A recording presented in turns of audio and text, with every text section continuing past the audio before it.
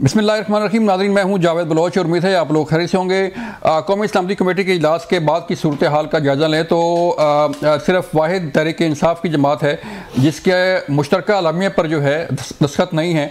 बाकी तमाम सियासी जमातों के दस्तखत हैं और इत्तफाक़ी राय के साथ एक अलामिया जारी हुआ और तमाम सियासी जमातों ने ये मुश्तरका तौर पर इत्तफाक़ किया और इस अज़म का इजहार किया कि मुल्क में दहशतगर्दी ख़त्मे के लिए तमाम सियासी जमातें और कौम मुत्तहिद है और सिक्योरिटी फोर्सेस की पीछे खड़ी है और सिक्योरिटी फोर्सेस जो है उनको इख्तियार दिया जाता है कि वो दहशतगर्दी ख़त्मे के लिए ऑपरेशन करें, वहाँ पर जो भी कार्रवाई होती है वो करें। इस पर बात करेंगे और फिर हम बात करेंगे कि army chief general Saeed Asim Munir साहब ने खिताब किया कौमी इस्लामी कमेटी के इजलास से। उन्होंने कहा कि हार्ड स्टेट के तौर पे हमें सामने आना चाहिए, सॉफ्ट स्टेट के तौर पे नहीं बल्कि हार्ड स्टेट। हार्ड स्टेट का मतलब ये है कि सख्त फैसले करना होंगे और सख्त फैसले करते हुए जहाँ जहाँ भी दहशतगर्द हैं उनका कला कमा करना होगा, उन्हें जहन्नम वासल करना होगा और मुल्क के अंदर कौम के लिए सलामती और अमन की जो है बात आगे बढ़ाना पड़ेगी हर सूरत में। इसके लिए चाहे जो भी करना पड़े। उनका ये कहना था कि सिर्फ पाकिस्तान की बात करें, कौम की बात करें, कोई भी जो है वो शख्सियत या किसी भी तहरीक की जो है बात नहीं होती, कौम की बात होती है और पाकिस्तान की बात होती है। इस पर भी बात होगी। और एक और चीज़ हम डिस्कस करने जा रहे हैं आज के दहशतगर्दी के खिलाफ जंग। ज़ाहिर बात है अवाम लड़ती है सिक्योरिटी फोर्सेस के साथ मिल के, पुलिस के साथ मिल के, और इसका अमली मुजाहरा जो है वो हमें नज़र आता है KP के अंदर। लकी मरवत में इशा की नमाज के दौरान जो है वो एक वाक़या पेश आता है। वहाँ पे कुछ फितना खारिज के दहशतगर्द जो वहाँ पे आते हैं और तमाम जो नमाजी हैं वो निकलते हैं और उनका मुकाबला करते हैं। ये एक बड़ी अहम मिसाल है। इसी तरह लकी मरवत के DPO ने भी ये ऐलान किया कि जो लोकल्स हैं उन्हें बाकायदा असला दिया जाए, उनकी सपोर्ट की जाए दहशतगर्दों के खिलाफ और उनकी पूरी हिमायत के साथ जो है उनका कला कमा किया जाए। खैबर पख्तूनख्वा के इलाके वादी तीरा में भी एक मिसाल सामने आई कि सिक्योरिटी फोर्सेज का एक एहलकार छुट्टी पाया हुआ था तो वहाँ कुछ दहशतगर्द आए, उसके घर को घेरे में लिया तो पूरा गांव निकल आया, पूरे गांव ने मिलकर मुकाबला किया और उन खारजियों को वहां से भागना पड़ा। फिर हम देखें तो एक वाक़या करक में पेश आया और करक में भी ऐसा ही हुआ कि तमाम जो लोकल से गांव वाले थे उन्होंने मुकाबला किया दहशतगर्दों का और उन्हें मार भगाया। ये एक बड़ी अहम मिसाल है कि दहशतगर्दी के खिलाफ जो है वो कौम इकट्ठी है और कौम चाहती है कि दहशतगर्दी का खात्मा। उस पर बात करेंगे। हमारे साथ मौजूद होंगे ज़फ़र रहमान साहब, मशीर वज़ीर आज़म हैं, उनसे बात करेंगे। मोहम्मद अली सरफराज साहब, बहुत शुक्रिया आपका वक्त देने का तहरीक इंसाफ से। और रज़ा हारून साहब ने हमें ज्वाइन किया पीपल पार्टी से, उनसे बात करेंगे। मोहम्मद अली सरफराज साहब, मैं आपकी तरफ पहले आता हूँ। कौमी इस्लामी कमेटी का इजलास हुआ, उसमें तहरीक इंसाफ ने फैसला किया कि नहीं जाना, बाइकाट का फैसला हो गया। वाहिद जमात है तहरीक इंसाफ जिसके अलामिया पर जो है वो साइन नहीं है। क्यों, वजह क्या बनी कि पहले फैसला हो गया था जाना है, फिर अचानक फैसला हो गया कि नहीं जाना? जब सब नहीं, इस तरह नहीं है कि तहरीक इंसाफ ने बाइकआउट किया था। अभी कुछ दिन से, अब ये जब से ये मामला चल रहा है बलूचिस्तान में, मैं बहुत सारे टॉक शोज़ में जाता रहा, मुझसे ये सवाल पूछते रहे कि जी नेशनल सिक्योरिटी इश्यूज़ के ऊपर तहरीक इंसाफ हुकूमत के साथ बैठेगी कि नहीं बैठेगी। और मैं बार बार ये कहता रहा कि ये सिर्फ डिपेंड करता है हुकूमत की संजीदगी पे कि वो हमें बिठाना चाहते हैं कि नहीं बिठाना चाहते, या सिर्फ एक आई वॉश ही करना चाहते हैं। हमने नाम भी दिए थे लेकिन कंडीशनल एक डिमांड थी कि देखें, पाकिस्तान की सबसे बड़ी जमात पाकिस्तान तहरीक इंसाफ है और वज़ीर आज़म इमरान खान जो कि असल में वज़ीर आज़म है इस मुल्क के, वज़ीर आज़म इमरान खान हम इसलिए कहते हैं कि फॉर्म 45 के हिसाब से इमरान खान ही वज़ीर आज़म है इस मुल्क का। उसको आप जितना मर्जी इग्नोर कर लें, आप जेलों में बंद कर दें, उनसे मुलाकातों पे बैन कर दें, कुछ भी कर दें। अब मुझे ये समझ नहीं आई कि हमारे मुल्क में एक तरफ तो आग लगी हुई है, एक तरफ हम बात करते हैं कि जी हमें नेशनल कंसेंसस बिल्डिंग की ज़रूरत है, तो क्या ये अच्छा ना होता कि एक वज़ीर आज़म जिसको आपने जेल में बंद किया हुआ, उससे उसकी जमात के मेंबरान की एक मुलाकात जो कि रूटीन में वैसे भी ड्यू थी वो करवा दी जाए। अगर इसमें कोई सीरियसनेस हुकूमत की तरफ से हो तो उसमें तो ये तो इतवार वाले दिन भी ये तो डिमांड को बड़ी डिमांड ही नहीं है। अगर if you really want the biggest party to come and sit with you, जो कि हम तैयार थे, सिर्फ एक कंडीशन थी कि हमारी खान साहब से मुलाकात करें, we need to discuss the situation with him. क्योंकि हिस्टोरिकली हमने ये देखा है कि आउट राइट खाली फोर्स यूज करने से भी कोई इतना फायदा कभी नहीं हुआ। खान साहब के दौरे हुकूमत के अंदर, पीटीआई के दौरे हुकूमत के अंदर चीज़ें बड़ी स्टेबल हो गई हुई थी, और वो खान साहब का एक सॉफ्टर एक होता था। और ये खास तौर पे ये जो गवर्नमेंट हमारे पे एक एलिगेशन लगाती कि पीटीआई ने ला के तालिबान को यहाँ सेटल करवाया, मैं उसको भी रिकॉर्ड को दुरुस्त कराना चाहूँगा। खान साहब के ज़माने में पीटीआई की गवर्नमेंट के दौर में ये बात आई ज़रूर थी, लेकिन किसी हद में फैसले पे नहीं पहुंची थी। निकाले गए थे सर बंदे, नहीं जो सेटलमेंट करवाई गई थी उसकी नहीं, ये बात असेंबली आई थी, कैबिनेट में डिस्कस भी हुई थी, इस पे फैसला नहीं हो सका था। शहबाज शरीफ साहब के दौर में ये फैसला हुआ और उनके सिग्नेचर से हुआ है। सो ये मिसकंसेप्शन जो लोगों को, जनरल पब्लिक को फैलाई जाती है कि पीटीआई ने ला के सेटल कर लिए, ये तो हर दौर में सेटलमेंट की बातें होंगी, और शुक्र अल्लाह का कि इसके ऊपर फैसले के ऊपर सिग्नेचर शहबाज शरीफ साहब के। तो इन चीज़ों को मिस इंटरप्रेट नहीं करना चाहिए, मिस कोट नहीं करना चाहिए। हमारा मौक़िफ़ सिंपल इतना था कि हम खान साहब से डिस्कशन करना चाहते हैं, बिकॉज और हमने वहाँ आना था, और वो फिर उसके बाद जो भी ब्रीफिंग होती, खान साहब को प्रो तालिबान कहा जाता है ना। देखिए कहाँ नहीं, इसलिए क्योंकि इस मुल्क के वज़ीर आज़म है। हाँ। प्रो तालिबान या एंटी तालिबान की यहाँ बात नहीं है। मैंने तो आपको भी एक्सप्लेन किया कि तालिबान को सेटल कराने का सिग्नेचर तो शहबाज शरीफ साहब के दौर का हुआ है।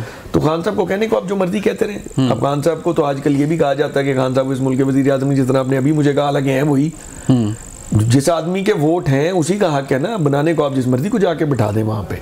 बात यह है कि हमने जब ये रिक्वेस्ट ये की थी कि हम बिल्कुल बैठना चाहते हैं, हमने इनकार नहीं किया था, लेकिन गवर्नमेंट की तरफ से बिल्कुल कोई सीरियसनेस नहीं थी। जिस तरह पीटीआई को दीवार से लगाने के अलावा, और मैं समझता हूँ इस मुल्क के हालात ख़राब होने में बहुत सारे मामलात में वजह यह है कि एक मामला चाली इस तरफ रह के हर चीज़ का फोकस सिर्फ एक चीज़ पे कि पीटीआई को एज अभी इतने मुश्किल हालात के अंदर भी ब्लेम गेम पे जोर ज़्यादा है, नेशनल कंसेंसस बिल्डिंग पे कम है। और हर मोहम्मद अली सरफराज साहब, ब्लेम गेम सर, जब ट्रेन अटैक होता है, ट्रेन किडनैप होती है, ख़वातीन को, मुसाफिरों को जो है वो यरगमाल बनाया जाता है, तो बीएलए की ट्वीट होती है, इंडिया उठाता है, और तहरीक इंसाफ के कारकुन जो है उसको रीट्वीट कर रहे होते हैं और अपना उसमें कर रहे होते हैं। नहीं, बिल्कुल गलत बात है, मैं इससे बिल्कुल डिसएग्री करता हूँ। जिस वक्त वो हुआ है, अटैक हुआ है, सबसे पहले पीटीआई ने कंडेम किया है। मैंने खुद 20 जगह बैठ के किया है, अपनी फोर्सेस की सपोर्ट में बयान जारी किए हैं, और हमने ये भी कहा कि जो हमारे जो फौजी जो शहीद हुए हैं, जिस तरह उन्होंने ऑपरेशन किया, उन्होंने बड़ा सक्सेसफुल ऑपरेशन किया है, तारीफ़ें भी की हैं, अपनी फ़ौज के बिल्कुल साथ खड़े भी हुए हैं, अपने शोहदा की फैमिलीज़ के साथ इज़हार यकजहती भी किया है, सब कुछ किया है। लेकिन अब ये तो बड़ा ही एक आसान काम नहीं है, पीका एक्ट और ये दूसरी चीज़ें पकड़ के जिस मर्जी बंदे को आप पीटीआई का बैज लगा के उससे जो मर्जी बयान दिला ले। हमारी जमात को तो विक्टिमाइज किया जा रहा है पिछले 2-2.5 साल से, हो ही रहा है। हर जो गलत बयान है वो पीटीआई के साथ मंसूब किए जाए। पीटीआई ने बिल्कुल कोई बयान नहीं दिया ऐसा, मैं स्ट्रेट अवे उसको डिनाई करता हूँ। हर बंदे को आप उठा के पीटीआई का तो नहीं डिक्लेयर कर सकते। चले, रजा हारून साहब को भी लेना है हमने। रजा हारून साहब, बहुत शुक्रिया वक्त देने का। मुझे लेट पता चला कि आपने हमें ज्वाइन कर चुके हैं। रजा भाई, कौमी इस्लामी कमेटी का इजलास जो है वो हुआ और तहरीक इंसाफ उसका हिस्सा नहीं थी। यही हम बहस कर रहे हैं कि तहरीक इंसाफ कहाँ खड़ी है। पूरी कौम जो है और सियासी जमातें चाहती हैं कि जो है वो मुल्क से दहशतगर्दी का खात्मा हो। जो लोगों को अगवा कर रहे हैं, कत्ल कर रहे हैं, शहीद कर रहे हैं, उनके खिलाफ कार्रवाई होनी चाहिए। रजा भाई, कौमी इस्लामी कमेटी का इजलास तो हो गया, अब इस पर अमल दरामद जो फैसले हुए हैं, अलामिया जो जारी हुआ है, इस पर अमल दरामद के लिए कितना ज़रूरी है कि सब लोग मुत्तफिक हों, इत्तफाक से आगे चलें? जावेद भाई, दहशत गर्दी जो है ना, वो चाहे किसी दौर में भी हो रही हो, चाहे वो पीटीआई के वज़ीर आज़म का दौर हो या मुस्लिम लीग का या पीपल्स पार्टी का, वो वारदात करते हैं, उनके हमले होते हैं अवाम के ऊपर ना। तो बहरहाल दहशत गर्दी का शिकार पाकिस्तान के अवाम होते हैं, और दहशत गर्दी के खिलाफ हमेशा, चाहे पीपल्स पार्टी का पहला दौर हो, हमने देखा स्वात ऑपरेशन हुआ, फिर ऑपरेशन रद्दुल फसाद, फिर दूसरा ऑपरेशन भी हुआ। ये तमाम ऑपरेशन इसलिए किए जाते हैं कि अवाम को इस दहशत गर्दी की से जो है निजात दिलाई जाए और दहशत गर्दों को कला कमा किया जाए। अब मैं समझता हूँ कि जो इस वक्त ऑपरेशन हो रहा है, और पिछले 3 ऑपरेशन का जो मैंने जिक्र किया आपसे, उसमें तमाम सियासी जमातें, चाहे वो ईपीएस का सानी के बाद हो या उससे पहले स्वात वाला हो, तमाम सियासी जमातें मुत्तफिक थी और अवामी सपोर्ट के साथ आपने वो ऑपरेशन किए, जिसमें आपने ना सिर्फ के ग्राउंड पे ऑपरेशन किए, बल्कि आपने फिर उसके साथ इकोनॉमिक पैकेजेस दिए, बजट में पैकेजेस दिए, डेवलपमेंट के पैकेजेस दिए उस इलाके के लिए तरक्की हो। तो इस दफा भी ऐसा ही है जावेद भाई, कोई दो राय नहीं है कि सिर्फ ऑपरेशन करना, सिर्फ 2 सूबों में करना, सिर्फ इन 2 सूबों की सूबाई हुकूमतों को इन्वॉल्व करना, हमारी रियासत की रियासती सिक्योरिटी इदारों को इन्वॉल्व करना, और हमारे पॉलिटिशियंस का और हमारी कौम का उनके पीछे ना खड़ा होना, ये हमारे पास गुंजाइश है नहीं अगर हम चाहते हैं कि ऑपरेशन कामयाब हो और दहशतगर्दों का किला कमाओ। तो रजा भाई फिर देखें ना, जब सियासी जमातें मुत्तफिक नहीं होंगी तो फिर बात कैसे आगे बढ़ेगी? जहाँ पे मुझे ब्रेक ली कहा जा रहा है रजा भाई, तो मैं वापस आता हूँ, फिर बात करेंगे कि सियासी जमातें कब एक पेज पे होंगी, मुश्तरका लाएहमल जो है वो कैसे तैयार होगा, ब्रेक के बाद। वेलकम बैक नाज़रीन। उमर साहब, तहरीक इंसाफ बड़ी जमात है और कौमी सलामती कमेटी के इजलास में जो फैसले हुए हैं, अगर बलूचिस्तान में कहीं ज़रूरत पड़ती है, पहले भी इंटेलिजेंस बेस्ड ऑपरेशन हो रहे हैं, सिक्योरिटी फोर्सेस कर रही हैं और सिक्योरिटी फोर्सेस अपनी कुर्बानियाँ भी दे रही हैं। केपी के अंदर सूरत हाल आपके सामने, अफगान बॉर्डर सूरत हाल आपके सामने, आपने खुद कहा कि इंडिया और अफगानिस्तान जो है वो इसमें शामिल हैं। तो अगर सिक्योरिटी फोर्सेस कोई ऐसा एक्शन लेती है या लेना पड़ता है तो तहरीक इंसाफ कहाँ खड़ी है? I reserve my comments on that. इसी वजह से तो मैं आपको बार बार कह रहा हूँ, देखिए मैं आज यहाँ पे यही तो हम चाहते थे कि इस पे डिलिब्रेशन हो। ये आप इस तरह आउटराइट इस सवाल का जवाब बड़ा डिफिकल्ट एग्जैक्टली नोइंग कि what kind of operation are we talking about. अगर तो हम सरहद पार जाके कोई ऑपरेशन करते हैं तो उसके ऊपर कम से कम बहस तो होनी चाहिए कि अगर उसकी कल को उसकी कोई रिटेलिएशन आती है और हमारे मुल्क में उसका नुकसान होता है, जिस तरह अगर हम अफगानिस्तान में जाके कोई ऑपरेशन करने की बात कर रहे हैं तो अगर वो नेसेसरी है आपकी नेशनल सलामती के लिए तो शायद आपको करना भी पड़े, बट उसके ऊपर एक सीरियस डिलिब्रेशन चाहिए और उसमें हम अपने पार्टी हेड से भी इस बात पे मुशावरत करने के खान साहब, क्योंकि हम में से सबसे एक्सपीरियंस तो वो है, the man who was at the helm of the affairs, उनका हमसे ज़्यादा एक्सपीरियंस है, वो वैसे भी सीनियर आदमी है, वज़ीर आज़म रहे मुल्क का, वो हम अपने कुछ चीज़ें उनसे डिस्कस करना चाहेंगे, अपने व्यू पॉइंट्स उनके आगे रखना चाहेंगे, उनसे मुशावरत के बाद कोई जवाब देना चाहेंगे। मुल्क के इंटरेस्ट में जो भी होगा करना तो हमें पड़ेगा। सर जी, उन्होंने चेयरमैन तहरीक इंसाफ बना दिया, उमर अयूब को जनाब वो ओहदा दे दिया, फलां को ओहदा दे दिया, तो ये भी तो इसलिए है कि फैसले करें। नहीं, ये इसलिए तो नहीं है ना कि देखें अब क्या आज क्या इस सारे मामले से आप नहीं उस तरफ को जा रहे जहां मैं आपका ध्यान दिलाना चाह रहा हूं, इसको पॉइंट आउट, मेरे ख्याल में ये इंप्रेशन ये देना चाह रहा है कि माइनस इमरान, इस मौके पे भी सियासत हो रही है कि माइनस इमरान खान साबित करने की कोशिश, इमरान खान के बगैर भी काम चल रहा है, नहीं चल रहा। इमरान खान के बगैर काम नहीं चल रहा। हमारा बानी इमरान खान ही है, हमारा लीडर इमरान खान ही है। और उमर अयूब जो आप कह रहे हैं जिनको बना दिया, बैरिस्टर गौहर को चेयरमैन बना दिया, वो सारे जब वही तो रिक्वेस्ट कर रहे हैं कि हम खान साहब से गाइडेंस लेना चाहते हैं। अब वो एक बंदा अपने मुंह से कह रहा है कि हमें गाइडेंस चाहिए, तो आप क्यों नहीं लेने दे रहे? इसमें हर्ज क्या है? अब गाइडेंस लेने दें, हम बिल्कुल साथ खड़े होंगे जिस हद तक खड़े हो सकेंगे कि किसी जगह पे थोड़ा बहुत डिफरेंस ऑफ ओपिनियन हो सकता है कि हमने किस हद तक, लेकिन कौमी सलामती पे जो है वो इकट्ठे होना सलामती पे कोई कॉम्प्रोमाइज नहीं, पीटीआई की तरफ से बिल्कुल भी नहीं है, लेकिन अब किस हद तक जाना चाहिए, किस हद तक नहीं जाना चाहिए, मतलब कहाँ कोई ना कोई पॉइंट्स तो डिफाइन कर लेते हैं। तहरीक इंसाफ जो है वो इसके बाद फाइनलाइज होती है। ठीक है, तहरीक इंसाफ ग्रैंड अलायंस बनाने की कोशिश कर रही है। मौलाना फजल रहमान साहब कल कौमी इस्लामी कमेटी के इजलास में गए, उन्होंने अफसोस का इज़हार किया जी कि तहरीक इंसाफ को यहाँ पे होना चाहिए था लेकिन नहीं है। आप उनके साथ जो है वो बात कर रहे हैं इकट्ठे होने की, तो ग्रैंड अलायंस बन रहा है कोई, ये कुछ उसमें कुछ बातचीत चल रही है जो हैं वो चल रहे हैं अभी तक? अगर बिल्कुल ही बन गया हो फिर तो आपके सामने आ जाए। हाँ, बन रहा है, डिस्कशन हो रही है, फाइनलाइज चीजें ऑब्वियसली अभी नहीं हुई हुई, जब फाइनलाइज हो जाती है तो वैसे बंदरे आम पे आ जाती है। कहाँ रुकावट है? बस ये डिस्कशंस चल रही हैं, ये तो जब फाइनलाइज होंगी तो उसके बाद ये मीटिंग्स हो रही हैं, बातचीत हो रही है, पॉइंट्स ऑफ व्यू शेयर हो रहे हैं, और जब सारी चीजें फाइनलाइज कहा जा रहा है कि मौलाना फजल रहमान साहब जो है वो उन्हें सरबराह बनाया जा रहा है, तहरीक इंसाफ के बानी चेयरमैन बना देंगे उन्हें सरबराह इस ग्रैंड अलायंस का। हो भी सकता है। अभी ये चीजें इन्हीं चीजों पे तो डिस्कशन चल रही होंगी। This may be one of the things जिस पे डिस्कशन हो रही है, लेकिन ये बिफोर टाइम है। जब ये अलायंसेस जब हो जाते हैं तो वैसे सामने आ जाते हैं। ठीक है, वक्त से पहले कभी भी कोई नहीं बताता कि क्या बात, ऑप्शन क्या है, ऑप्शन क्या है तहरीक इंसाफ के पास, क्या ऑप्शन है? विद और without the alliance Tehreek Insaf तो अपना रोल प्ले कर ही रही है। तहरीक इंसाफ का तो अपना एक मौकफ है ही है, लेकिन जहां हमारी और अपोजिशन जमातों का, दूसरी जमातों का भी मौकफ मैच करेगा, हम सारे एक क्वार्टर पे खड़े हो जाएंगे। जहां हम सब क्या कोई इख्तिलाफ राय नहीं होगा। अगर मैं एक बात कर रहा हूं और वही बात आप भी कर रहे हैं तो why not make an alliance, why not make a grand alliance. अगर मौकफ ही एक है सबका, हमारा तो अपना एक मौकफ है, दूसरी जमातों का भी मौकफ है और वो काफी हद तक हमसे मैच। रजा भाई, आपको लगता है कि ग्रैंड अलायंस ये बन जाएगा जो पहले मौलाना फजल रहमान साहब के ख्यालात थे तहरीक इंसाफ के बानी चेयरमैन इमरान खान के मुतल्लिक, और खान साहब के ख्यालात थे मौलाना फजल रहमान साहब से मुतल्लिक।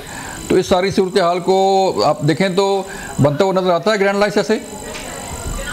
ज़रूरत इजाद की माँ होती है, और यकीनन इस वक्त ऐसा नज़र आ रहा है कि ऑपोजिशन की सियासी जमातों को इकट्ठा होने की ज़रूरत भी है, और वो कोशिश भी करते नज़र आ रहे हैं। टू बी ऑनेस्ट हम देख रहे हैं उनकी बैठक हो रही है, मुलाकातें हो रही हैं। जहाँ तक आपने कहा कि हो जाए, तो मैं समझता हूँ ये अलायंस हो जाए तो बहुत फ़ायदा पहुँचेगा पाकिस्तान के सियासी निज़ाम को, इसलिए कम अज़ कम ये मेरी ज़ाती रहे।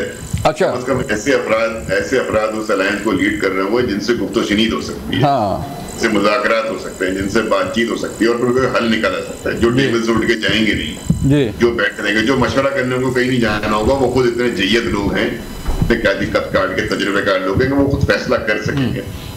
तो मैं समझता हूँ दोनों सूरतों में ये एक अच्छी बात है कि ये अलायंस को शक्ल ले, और मुझे तो बड़ी खुशी होगी कि उसको फजल रहमान साहब लीड करें, क्योंकि फजल रहमान साहब आपको पता है, याद ही होगा कि वोट ऑफ नो कॉन्फिडेंस की जो PDM थी उसको लीड कर रहे थे जी जी, और 26 यानी तरमीम उन्होंने वोट दे रखा है। ये दो चीज का बहुत ज्यादा इख्तिलाफ है, इतनी बड़ा बुनियादी इख्तिलाफ है, तो कम अज कम मुझे लगता है कि PTI के बयानिए के अंदर ये दो चीजें उड़ जाएंगी, गायब हो जाएंगी। वो नो कॉन्फिडेंस को भी मान लेंगे अगर फजल रहमान साहब लीड करते हैं, और 26 यानी तरमीम पे भी यहीं पे रुकावट कुछ लग रही है मुझे, इसलिए जो है वो शायद नहीं मान रहे। जफर रहमान साहब ने सिंपल से वही हो जाएगा ना, इस पूरे अलायंस में अगर ये बन जाता है जावेद भाई, तो सबसे बड़ी कद काट की लीडर, तजुर्बे और सियासी, वो तो मौलाना फजल रहमान साहब, ये उन्हीं का बनता है इसका प्रेसिडेंट होना। चलें वज़ीर-ए-आज़म के मशीर मुज़फ़्फ़र रहमान से बात करते हैं। मुज़फ़्फ़र शुक्रिया, जो है वो बताइएगा, कल जो कौमी इस्लामी कमेटी का इजलास है उस पर बात हो रही थी कि क्या होने जा रहा है। अब कौमी इस्लामी कमेटी का इजलास तो हो गया, अलामिया हमारे सामने है, तो क्या कोई बलूचिस्तान की सूरत हाल देखें, KP की सूरत हाल देखें, तो क्या कोई चीज़ें सामने आ रही हैं? देखिए जी, कल कौमी इस्लामी की मीटिंग बुलाने का यही मकसद था कि आप अपनी तमाम सियासी क़यादत को एक मेज़ पर बिठाएं, और जो आपकी सियासी जमातें जो आपके नुक्ते नज़र से इख्तलाफ करती हैं, वो TV टॉक शोज़ में या ट्विटर हैंडल के ज़रिए आपकी पॉलिसी पर तनकीद ना करें, आपके अफवाज पे या आपकी गवर्नमेंट पॉलिसी पे। वो नेशनल सिक्योरिटी कौंसिल के फोरम पे बैठकर अपना नुक्ते नज़र बयान करें, और उसके बाद जो भी इख्तलाफ है वो अस्करी और अपनी सियासी क़यादत के सामने रखें। लेकिन इट इज़ वेरी अनफॉर्चुनेट, हमेशा की तरह इस मामले को भी एक सियासी रंग दिया गया, एक सियासी स्कोर सेटल करें या सियासी पॉइंट स्कोरिंग कहें। PTI एक मेजर जमात है पार्लियामेंट के अंदर अपोजिशन की, उसका ना आना एक बहुत गलत मैसेज गया है। लेकिन देखें, कोई जमात अगर नहीं आती तो उसका हरगिज़ मतलब नहीं है कि हुकूमत अपनी पॉलिसी और अफवाज पाकिस्तान और आपकी अस्करी क़यादत जो है, जो हमारी स्ट्रेटजी है, वो हम रोक देंगे। देखिए, बलूचिस्तान में जो कुछ हुआ उसके बाद रियासत की पॉलिसी ज़ीरो टॉलरेंस पर मुश्तमिल है, किसी से कोई बातचीत नहीं होगी। जो बलोच निहत्ते जवानों को बसों से, ट्रेनों से उतार कर शहीद कर रहे हैं, उनको हम एलिमिनेट करेंगे, और उसके लिए हर हद तक जाएंगे। उसकी स्ट्रेटजी ज़रा आपकी अस्करी क़यादत ने तय करनी है कि वो टारगेटेड ऑपरेशन होगा या बाकायदा एक ऑपरेशन का ऐलान होगा, जिस तरह ऑपरेशन राह रास्त हुआ और राह निजात हुआ, रद्दुल फसाद हुआ। माजी में भी इसी अफवाज पाकिस्तान ने KP से दहशतगर्दी ख़त्म की थी, इसी सवात मालाकंड से उठाकर फजलुल्लाह को बाहर फेंका था, आपके दहशतगर्दों को एलिमिनेट कर दिया था। पीपल्स पार्टी की क़यादत ने उसका आगाज़ किया था, फिर मियां नवाज शरीफ साहब ने किया, फिर उसके बाद आपने देखा सियासी क़यादत लगी रही उसमें। लेकिन इट इज़ वेरी अनफॉर्चुनेट कि आज वो KP के दोबारा दहशतगर्दी के अंदर जल रहा है। उस KP के अंदर दोबारा तालिबान लाकर बसाए गए, गुड तालिबान बैड तालिबान की इस्तिलाह मुतारिफ कराई गई। अपने मफाद के लिए आपने वहाँ पर कंप्रोमाइज़ किए, और वहाँ पर आपने आज तक ये बात लेकिन साफ कह रही है कि उस पर साइन मियां शहबाज शरीफ के हैं जो सेटलमेंट हुई थी। नहीं, कोई ऐसे साइन नहीं है। मैं यानी नेशनल न्यूज़ चैनल है, इसको वेरीफाई कर लेंगे, आप भी वेरीफाई कर सकते हैं, तहकीकाती सहाफ़ी हैं हम, तो आपको फॉलो करते हैं, और ये भी मेरे भाई हैं, अगर ये बात कर रहे हैं, व्यूअर्स भी मौजूद हैं, अखबारात मौजूद होंगे। कोई ऐसी बात नहीं है। ये इमरान खान साहब का एक नैरेटिव था, इमरान खान साहब का फैसला था जो उन्होंने 2019 से स्टार्ट किया, और 2022 में मैं इसको लेट मी कंप्लीट, फिर मेरे मौजूद भाई भी बात करने। 2022 में ये अरूज पर पहुंचा हुआ था मामला, और उस वक्त वो ही सियासी लीडरशिप ने रिप्लेस किया इमरान खान को, लेकिन आपकी असली लीडरशिप वही थी जो इमरान खान के फैसलों के नतीजे में एक्सटेंशन पर चली आ रही थी, और उन्हीं लीडरशिप ने उस फैसले को इमरान खान साहब के कहने पे, वो लीडरशिप भी कहती थी, यूनुस की आर्मी जनरल बाजवा कहते थे कि इमरान खान का फैसला है, general Faiz Hamid core commander Peshawar थे, वो कहते हैं इमरान खान का फैसला है। तो हमने तो सिर्फ 5-6 महीने उनके साथ कोएग्जिस्ट किया। उसके बाद जो ही नया आर्मी चीफ शहबाज साहब ने लगाए, PMLA ने अपनी पॉलिसी दी, तालिबान के साथ ना कभी हमने बात करने का इस तरीके से सोचा है, ना हम ये समझते हैं कि तालिबान के आगे घुटने टेकें, ना हमने कभी ये सोचा कि उन्हें दोबारा आकर आप बात करें। हमारी एक ही पॉलिसी है कि रियासत के खिलाफ बंदूक उठाने वाले के साथ आप आनी हाथों से निपटें। हाँ, हमने ज़रूर बातचीत का एक प्रोसेस 2013-14 में शुरू किया था। उसका मकसद ये था कि इन्हें एक दफ़ा बता दिया जाए कि आर्मी चीफ ने कल ये कहा है कि जो गवर्नेंस का गैप है वो जवानों की शहादत के जो है वो फिल हो रहा है, तो इसको कैसे देखते हैं कि गवर्नेंस का गैप जो है, जाहिर बात है सिक्योरिटी फोर्सेस का काम है ऑपरेशन करना, जो है इलाका सारा क्लियर करना और हवाले कर देना कंसर्न गवर्नमेंट के, तो उसको मेंटेन करना तो फिर गवर्नमेंट का काम है ना। देखिए, आर्मी चीफ के बयान के दो मतलब हैं। पहला मतलब तो वही जो आपने बताया, दूसरा मतलब ये भी है कि देखिए आपकी मुसल्लह अफवाज ये कैपेबिलिटी रखती है कि उसको दुनिया की ताकततरीन एजेंसी पेंटागन, CIA एक बंदा इंडिकेट करती है, वो आपकी इंटेलिजेंस नहीं पकड़ती है, उसके हवाले करती है। ये आपके दादेकार है ना, आपसे दुनिया जो है आप आंखों में आंखें डाल के दुनिया से बात करते हैं। अब बात यह है कि किसी भी दहशतगर्द को एलिमिनेशन करना या BLA जैसी तंजीमों का, TTP का, बाकी तंजीमें जो है दाइश का, इनका खात्मा करना इशू नहीं। बात यह है कि आप अपनी अफवाज को मॉरल सपोर्ट फराहम करते हैं। जब सियासी हुकूमतें इस किस्म की गुफ्तो शनीद शुरू कर दें कि अभी ऑपरेशन ख़त्म नहीं हुआ वहाँ पर BLA के खिलाफ, तो आपने ट्वीट्स करना शुरू कर दिए कि बेसिकली बलूचिस्तान का एहसास महरूमी है। यानी वही बात करना शुरू कर दी जो कि हिंदुस्तान के मीडिया चैनल्स कर रहे थे। वो ये कह रहे थे कि वाकई दहशतगर्दी है, लेकिन दहशतगर्दी के पीछे बलूचिस्तान का एहसास महरूमी छुपा हुआ है। तो हमने कहा कि भाई आज ये दिन नहीं है, अगर ये बात करनी भी है तो एप्रोप्रिएट फॉरम TV चैनल्स नहीं है, ट्विटर अकाउंट्स नहीं है, आप ये बात नेशनल सलामती की मीटिंग में जाके कीजिएगा। उस वक्त इन्होंने कहा कि जब वो मीटिंग बुलाई जाएगी तब हम कर लेंगे, उस मीटिंग में नहीं गए। तो हमारा यही नुक्ता नजर है कि आप बलूचिस्तान का एहसास महरूमी या किसी भी किस्म की इस तरह के नैरेटिव को जवाब बनाकर आप किसी भी तंजीम को इजाज़त नहीं दे सकते वो निहत्ते शहरियों पे गोलियां बरसाए, और अफवाज पाकिस्तान को आप कमज़ोर नहीं कर सकते। हमारा तो इन्हीं पहले दिन से ये नुक्ता नज़र है कि आपके अफवाज के पास पूरी सलाहियत है, पूरी इस्दादेकार है, और आप देख लेंगे अगले चंद हफ्तों में हम इन दहशतगर्द से आपको निमट के दिखाएंगे इंशाअल्लाह ताला। KP के अंदर भी दोबारा अमन आएगा। आज आप मान रहे हैं ना कि KPK में अमन इस वक्त नहीं है, बलूचिस्तान में अमन नहीं है, तो अल्लाह ताला ने अगर आपकी हमारी जिंदगी दी तो इंशाअल्लाह ताला 1 साल बाद आप और हम यहीं बैठे होंगे इस स्टूडियो में, आपको अमन वापस लाकर दिखाएंगे। यहाँ लेनी ब्रेक, मिलते हैं ब्रेक के बाद। वेलकम बैक नाज़रीन। तहरीक इंसाफ का क्या रोल होगा जी समर के मेरा जनाब सवाल ये है कि 2 साल पहले ये मुल्क के हालात क्यों नहीं थे? क्या ऐसा हुआ पिछले 2 साल के अंदर कि चीज़ें इतनी हाथ से निकल गई हैं और आज ये बात हो रही है? देखें, ये हुज़ैफा साहब ने उस दिन भी मेरे साथ एक प्रोग्राम में थे, उस वक्त भी उन्होंने यही बात की कि उधर BLA ने एक बयान दिया, साथ आपने महरूमी की बात कर दी कि मैंने आज भी ये बात, हम कहते कुछ हैं, ये उसको सुनाते किसी और तरीके से। नहीं तो रिकॉर्ड पे है चीजें। नहीं, मैंने मेरी आज भी जो गुफ्तगू आपके साथ रिकॉर्ड की है, PTI के जितने सीनियर, नहीं आपकी तो बात ही नहीं हो रही सर, आपके जो कारकुन हैं उनकी बात हो रही है कि जो ट्रोलिंग कर रहे थे। नहीं, कोई नहीं करते। अब देखें ना, अब इशू ही सबसे बड़ा ये है कि पाकिस्तान में एक रिवाज बन गया है कि PTI को बुरा दिखाने के लिए 4 बंदे तनख्वाह पे रखो, उनसे उल्टे सीधे बयान दिलवाओ, कह दो PTI के।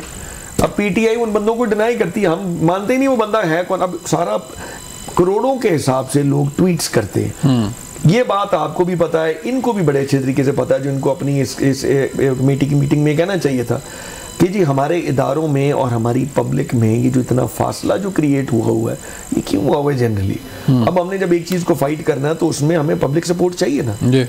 अब अगर आपको नज़र आ रहा है कि पब्लिक सपोर्ट, वैसे ही एक सवाल है, अगर सारे मुल्क की पब्लिक सपोर्ट, ये छोटी छोटी जमातें जो आज हुकूमत में बैठी हैं तो छोटी छोटी ना होने के बराबर है ना, इनके साथ जब पब्लिक सपोर्ट नहीं है, इनको भी पता है, हमें भी पता है, आपको भी पता है, तो जिसके साथ पब्लिक सपोर्ट है उसको कॉर्नर करने की क्या ज़रूरत है?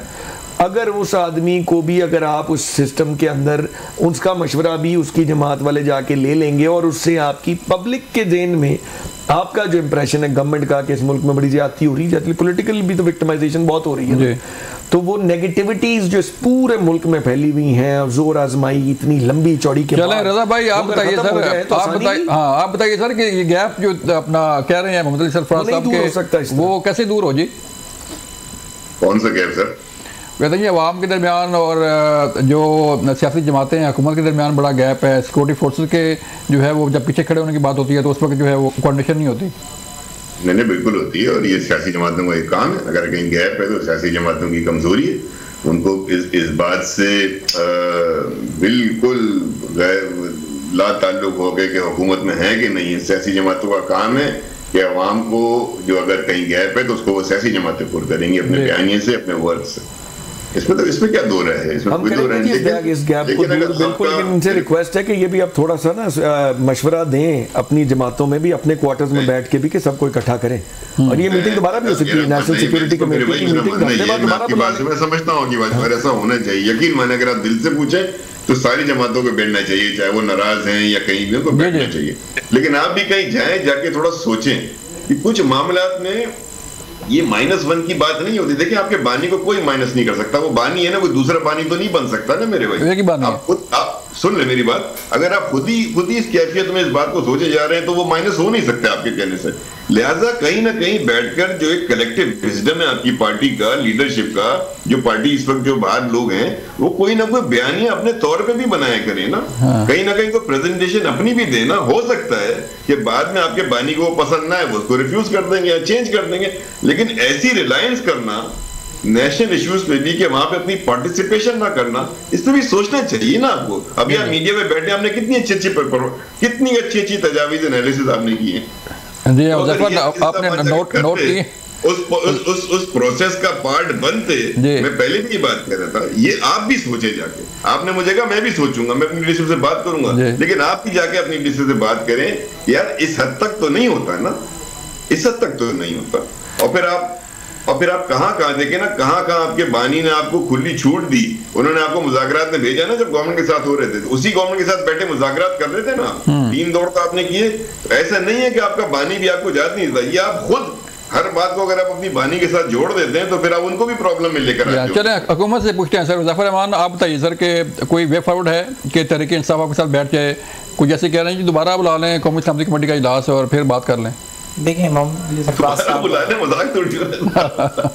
सरफराज साहब से जब भी बात होती है, कोशिश होती है कंस्ट्रक्टिव। तजवीज़ है ना जी, रज़ा भाई तजवीज़ दे रहे हैं सर। मैं सॉरी, हमने भाई से मजा सर, अब तो एलानिया आ गया ना, अब इनको चाहिए कि उसको पढ़ के अगर कोई तजवीज़ है तो लिख कर हुकूमत को दे दें, हमारा इनपुट इस तरह ले लें। चलें आप, ये भी अच्छी बात है। सरफराज साहब के साथ गुफ्तगू हमेशा कोशिश होती है कंस्ट्रक्टिव गुफ्तगू करें, लेकिन यहाँ पर बात क्या हो रही है कि तहरीक इंसाफ ने बाइकआउट इसलिए किया कि उन्हें बानी तहरीक इंसाफ से मिलने नहीं दिया गया।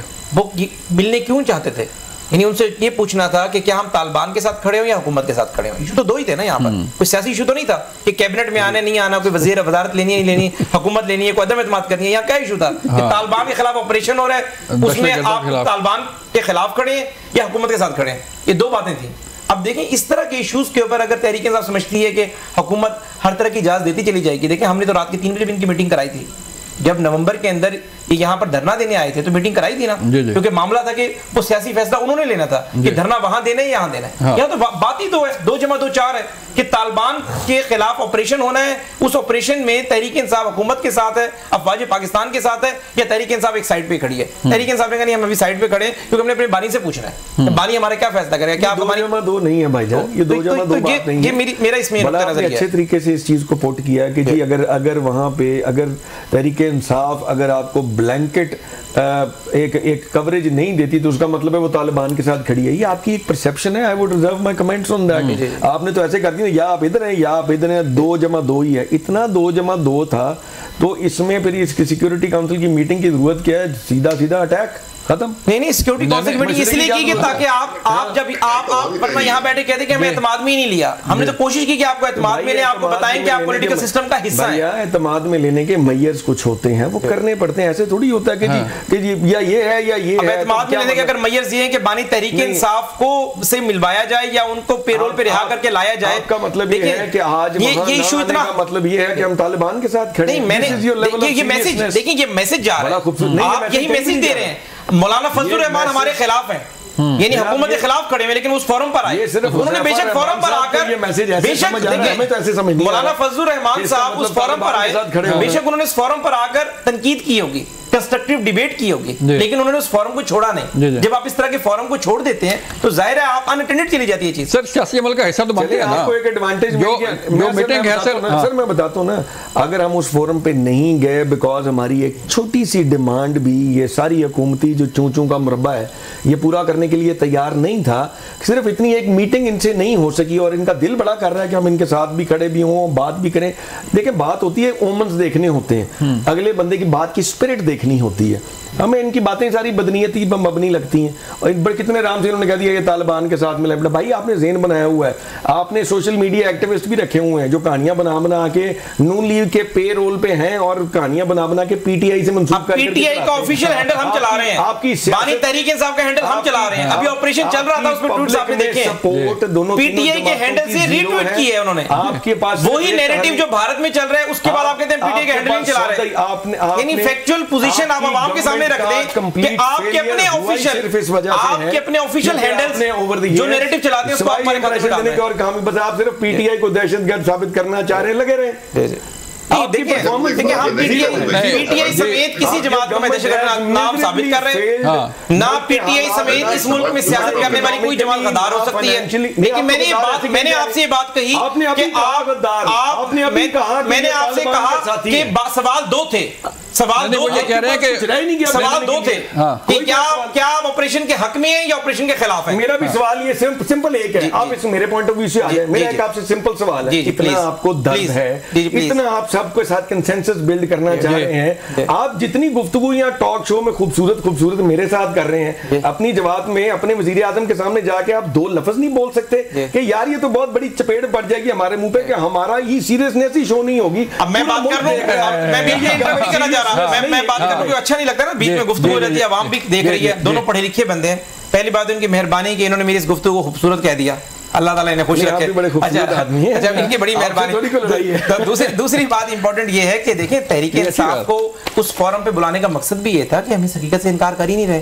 Tehreek Insaf major stake holder है, असेंबली में उनका अपोजिशन लीडर है, वजीर आजम के बाद दूसरी अहम तरीन कुर्सी अपोजिशन लीडर की होती है। मेरा सिर्फ नुक्ते नजर ये था कि तहरीक इंसाफ इस फोरम पर आती, अपने तमाम इख्तलाफात का इजहार करती, बेशक उसका इख्तलाफात के बाद बाइकआउट करके चली जाती, फोरम को कम से कम फोरम को आपके नुक्ते नजर से कोई इख्तलाफ नहीं है। रज़ा भाई आप फरमाइए सर, ये डिबेट चल रही है। रज़ा भाई वे फॉरवर्ड क्या है सर? आप समेत कोई जमात एंटी पाकिस्तान हो ही नहीं सकती, हम कभी नहीं कहते बात।